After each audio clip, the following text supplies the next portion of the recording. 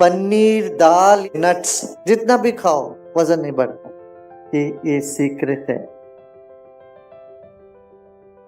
हम लोग जितना भोजन करते हैं ये बहुत ज्यादा एसिडिक है। इसको बैलेंस करने के लिए हमें क्या करना पड़ता है? अल्कलाइन भोजन हमको करना जरूरी है। अल्कलाइन और एसिडिक क्या क्या है इस पर भी ध्यान देना। जितना अनाज खाते हैं वो सब एसिडिक हो जाता है।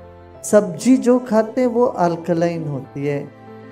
अल्कलाइन पानी पीना चाहिए आपको रोज। अल्कलाइन पानी कैसे बनाते हैं पता है? 1 लीटर पानी रखो एक जग में, काकड़ी उसमें डाल दो, 4 पीस छोटे छोटे पीस काकड़ी और छोटे छोटे नींबू के 2 पीस उसमें डाल दो और रात भर रह जाए, सुबह वो अल्कलाइन पानी हो जाता है।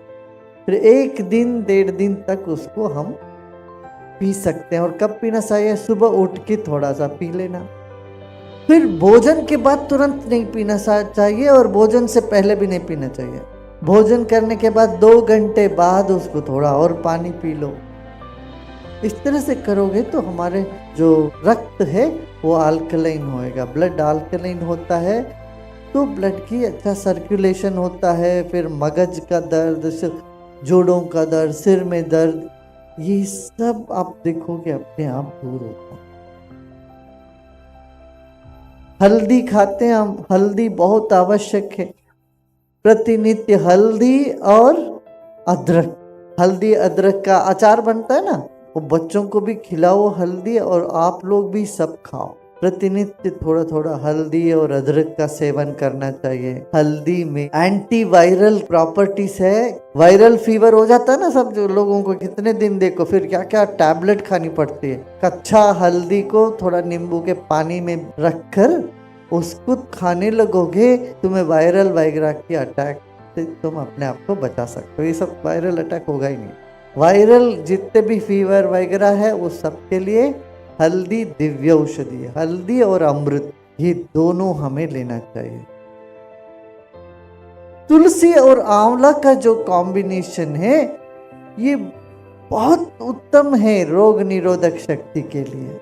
हम लोगों ने ऐसे बता दिया तुलसी का विवाह कर देते हैं। विवाह माने ये नहीं, तुलसी और आंवला को साथ सम्मान करो, उसको शरीर में लेना चाहिए, सिर्फ आरती कर देने से नहीं। तुलसी और आंवला का सेवन करो इस सीजन में, तब क्या होगा, ये सर्दियों में जुकाम के रिलेटेड कोई भी तुम्हें बीमारियां नहीं आए। कई प्रसाद बनते हैं उसके ऊपर तुलसी रखे बिना प्रसाद नहीं बनता बोलते हैं। क्यों? तुलसी में वो गुण है जो हमारे शरीर को बल देती है।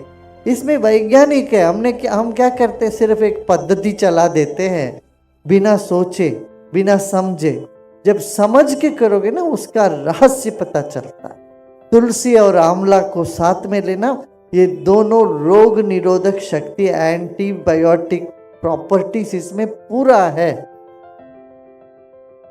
गुजराती में जितने तली हुई हम सब खाते ना, चिवड़ा खाते हैं, ये सब, इन सब के साथ कड़ी पत्ता रखते हैं। कड़ी पत्ता एंटी कोलेस्ट्रॉल है। कोलेस्ट्रॉल किसी का हाई हो तो बोलते हैं स्टैटिन टैबलेट लो।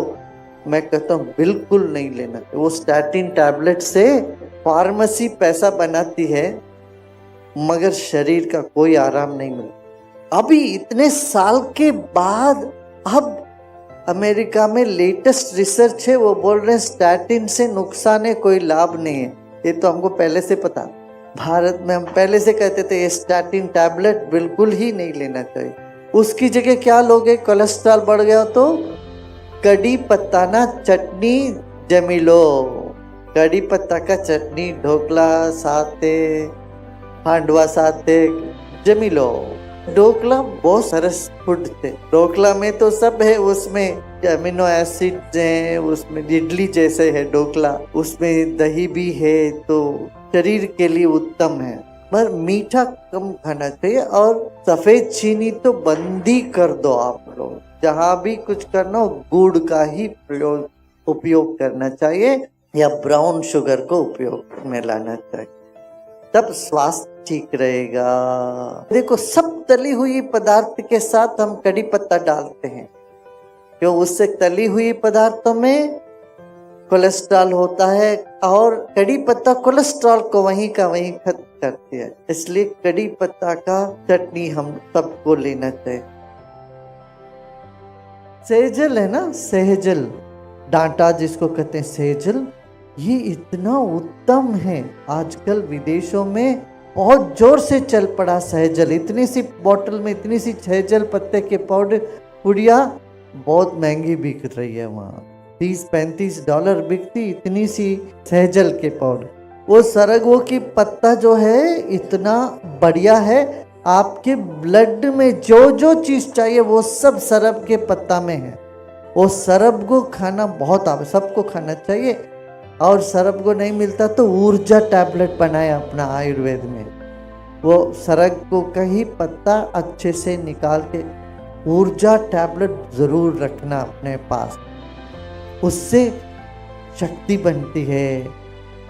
हमारे शरीर में कोई भी चीज की कमी हो तो ऊर्जा टैबलेट वो ठीक कर देते। ऊर्जा टैबलेट हर तरह की कमी डिफिशियंसी है, कोई बोलता है कैल्शियम डिफिशियंसी, पोटेशियम डिफिशियंसी, कोई बोलेगा तुम्हें बी का डिफिशियंसी है, डी का डिफिशियंसी, किसी भी तरह का डिफिशियंसी, ये ऊर्जा खा लो, ऊर्जा टैबलेट, तो उससे वो ठीक होने लगेगा। अब घी मर बनाते हो ना घर में, घी बनाते हो तो सरगवो का पत्ता उसमें डाल देना 2-4, वो भी अच्छा है। ये सब दादी माँ नानी माँ सब करती थी। सरगवो के पत्ते कड़ी पत्ता घी में डालती थी कि नहीं, पहले करते थे वो घी जब बना देते। आजकल हम सब भूल भाल गए वो सब। देखो जो जो जीवन के लिए बहुत आवश्यक है हमने उसको पवित्र माना। क्या क्या क्या हमने पवित्र माना? तुलसी, तुलसी से रोग निरोधक शक्ति बढ़ती है शरीर में, तुलसी हमने पवित्र माना। फिर क्या पवित्र माना हमने? नींबू को बड़ा पवित्र माना। दक्षिण भारत में कोई आते तो उनको पहले नींबू देते हैं हाथ में। नींबू शक्ति का सूचक है, इसलिए देवी मंदिर में आप देखो त्रिशूल के ऊपर एक नींबू रखे रहते हैं। नींबू में शक्ति है, माँ दुर्गा है का निवास है कहते हैं। तुलसी में विष्णु का निवास है, बेल पत्र में, बेल में शिव जी का निवास है। हम एक एक पत्ते को ईश्वर के साथ जोड़ के रखे हैं ताकि वो सारे ईश्वरी तत्व हमारे पौधों में, पत्तों में, फलों में निवास करते हैं। ये बात है, उनका तरंग इन चीज़ों में होता है। ऐसे जब नर्वस सिस्टम का या पेट का कुछ हो तो बेल पत्र खाते या बेल का फ्रूट खाते हैं। जब फल खाते हो, फल के साथ साथ पूरा सब खाना मत खाओ, फल ही खाना चाहिए, थोड़ी देर छोड़ना चाहिए समय। नट्स और फल एक बार खाना चाहिए। फिर जब पके हुए भोजन करते हो सेपरेट, उस वक्त फल नहीं खाना चाहिए। अब ये विदेशों में क्या करते हैं, भोजन के बाद फल खाते हैं, ये गलत है। आयुर्वेद इसको मानता नहीं है। आयुर्वेद कहता है फल को अलग खाओ, सब्जी को अलग से खाओ, दोनों को मत मिलाओ। भोजन में सिर्फ सब्जी चलता है और नाश्ता में सब्जी नहीं, फल खाओ। और बहुत ज्यादा मोटापा है तो आप कार्बोहाइड्रेट प्रोटीन को अलग अलग टाइम पर खाओ, फिर वजन नहीं बढ़ेगा। माने एक टाइम दाल खाना चाहिए, दूसरे टाइम रोटी खाना चाहिए। चावल रोटी के साथ दाल नहीं मिलाना, पनीर नहीं मिलाना। पनीर, दाल ये सब प्रोटीन है, नट्स, इसको अलग से खाओगे और चावल अलग से और रोटी अलग से खाओगे तो वजन नहीं बढ़ेगा।